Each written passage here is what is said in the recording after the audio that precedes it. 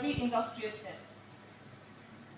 William Robinson, that was in the year 1841. We have to be very specific with the year. William Robinson in the year 1841 mentioned that the Karbis are fine, athletic and industrious race of people. Then Reverend J. Ray, an American missionary, he mentions almost about everything, but nowhere does he mention about opium addiction amongst the Karbis. That is in the year 1836. Then finally, Lieutenant R. Stewart, that is in the year 1856, in his notes on North Kachar, he mentions like this, that how conversion to Hinduism turned those Mikirs into opium addicts.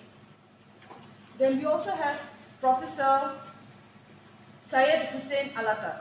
He argues that, very sadly, but opium destroyed the Karbis' industriousness, or at least opium was one principal reason that contributed to the tribe degenerating into a class of lazy natives.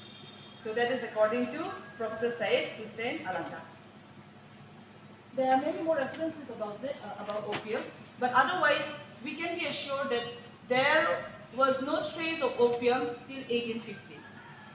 Till that time, Karbis are industrious, very hardworking, they worked a lot. But with the coming of opium, whether it was through Hinduism, through the Britishers, or whosoever it was, it started only after that. But prior to that, the Karbis were very industrious. And about, opium, kani, we find in this particular verse, called Langjilang. The name of this particular verse is called Langjilang. Burmese invasion and assassination of Bikha. Bikha is said to have been lured by the Burmese to accept the office of revenue collector on their behalf. So what he does is, he accepts the offer and he barters his own sister, Mir Tahim. He barters his own sister. And when he comes back from Rangoon, Chalut and Singnot, these are two other characters, the Chalut and Singnot assassinates Bikha, avenging the betrayal of Bikha for bartering away his own sister. So regarding this episode, we find in these verses, in Mir Tahim alone. And besides this, we also have second life in the Mikirs. They describe about the displacement caused to the Karbis and the Assamese during the Burmese invasion. And even in our Mikirs alone, the traumatic episodes of how the Burmese butchered the Karbis is described in this particular song, in this particular verses.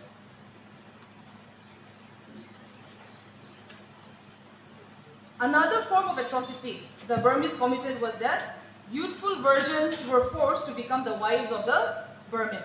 Owing to this portion, what the Karbi girls did was they put a tattoo running perpendicularly from the forehead to the chin in order to make themselves look ugly so that they would be spared from the Burmese. This is what they did.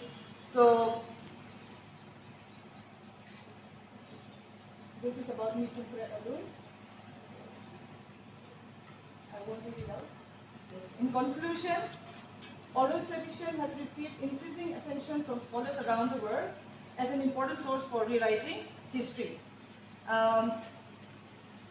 Unfortunately, this is one reference we would like to take. Mrs. Lakshmi Devi, in her doctoral thesis, Angom Tribal Relations, which was approved by the Guwahati University, writes, it is better to accept the version of the Burunjis which is more trustworthy than the oral traditions of the Mikirs. So this was what actually was written.